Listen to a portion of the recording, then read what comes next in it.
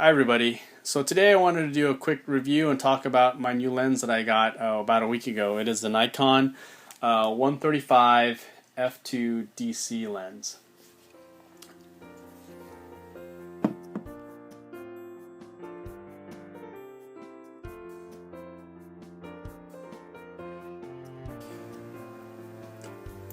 Okay, here's the lens. This is the Nikon 135 f2 DC. The DC stands for defocus control. A little bit about the lens. It was first built, or they started manufacturing this lens in 1990. It was an AIS version, and then in 1995 they re-engineered this lens to make it a D version, and it's been that way ever since. This is the D version. It's one of Nikon's oldest lenses, or maybe the oldest lens that they're still manufacturing today. Not sure how much longer they'll continue to manufacture it. As far as the build quality of this lens, it's great. It's solid metal. It feels great in the hands. It's this metal and glass, metal filter thread, 72 millimeter filter thread.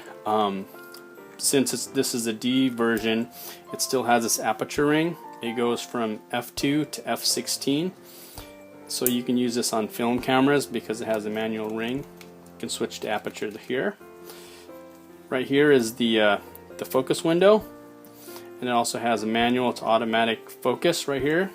So you click this button here. It's right now set to auto.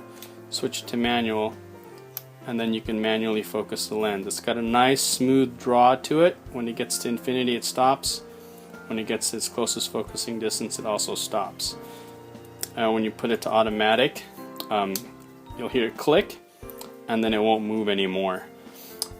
You will need a camera with a autofocus motor to use to autofocus with this lens, otherwise it'll just be a manual focus lens. This is the DC control. I'll go over more about it a little bit later, but it basically has front focus and rear focus. So what this does essentially is it allows you to control the out of focus elements in your image, in the foreground or in the rear. So basically it allows you to better manipulate your bokeh. So you have neutral right now. It's at neutral, and you can move from f5.6 on the front side all the way to the rear 5.6 on the back side.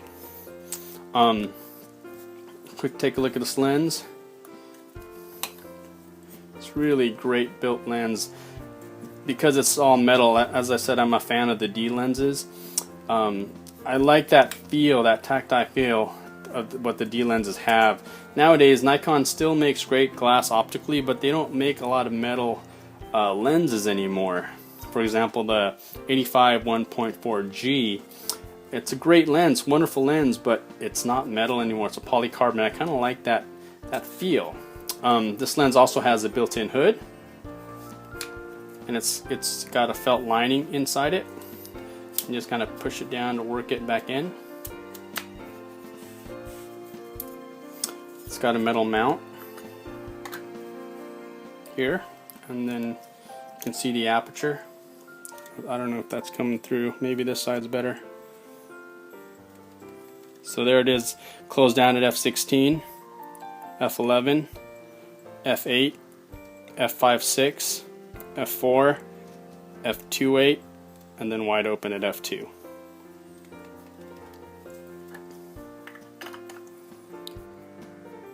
So let me try to explain how the defocus control works. Essentially, if you shoot a neutral, then the lens is basically a 135 prime lens, and it still takes great and fantastic images. But let's say you have a subject and you're shooting wide open at f2, and you want to further blur the background, then you want to move the defocus control to match your aperture at f2, which would be to rear. If you want to further blur the foreground, then you'll put it on front 2. You never really want to go past the aperture that you're shooting at. So if you're shooting at f2, you don't want to really go past f2. You don't want to shoot at 2.8 or 4 or 5.6, because what will happen is you'll begin to start softening the image. So let's say you're shooting at f4, then what I found is you want to match the defocus control ring to the aperture that you're shooting at. So if you want to further blur the foreground, you're going to shoot it at front 4 or rear 4. Or you can shoot at 2.8 or also f2, anything in between that range. But if you start going beyond the aperture that you're shooting at, so if you're shooting at f4 and you push it to 5.6 on the defocus control, then you'll start seeing some softness in your focal plane where you want sharp, which also can be really cool if you're trying to get some soft focus effect. Then you can also do that as well. So that's essentially what it allows you to do. When you move the defocus control, let's say you want to further blur the background or the foreground, essentially when you further blur the background, it sharpens the foreground a little bit. So it's kind of like a little bit of a give and take. So that's what makes these lenses so unique. The 135 f2 DC is a fantastic lens. I absolutely love mine. Nikon also makes a 105 f2 DC. Both lenses were made in the mid-90s, and actually they're still producing them today. However, there has been a rumor going around that in the last 2-3 years that Nikon may update the 135 DC to a 135 1.8, but without the defocus control. So if that were to happen, I would imagine this lens, the price of this lens would go up on the used market, because since they didn't make a whole lot of these lenses in the first place, not a whole lot of people have them, and the people that know about them consider them fantastic lenses, the defocus feature will appeal to a lot of people, which I would imagine would drive the price up. Okay, so who is this lens for? If you're into portraiture, you can't get much better than this lens. This lens is amazing for portraiture.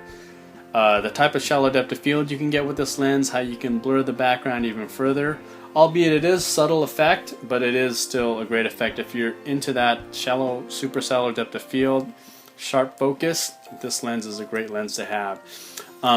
If you're not using that, I mean, it's not as practical as some of the other lenses, because this is a 135, so it is a little bit long. It's difficult to use this indoors because of the focal length. You're going to need some more space at 135 on a full frame camera. But if you're outside, you can get some really wonderful images with this lens. I'm still getting to learn this lens, but the more I use it, the more I love it. It's a great lens to have.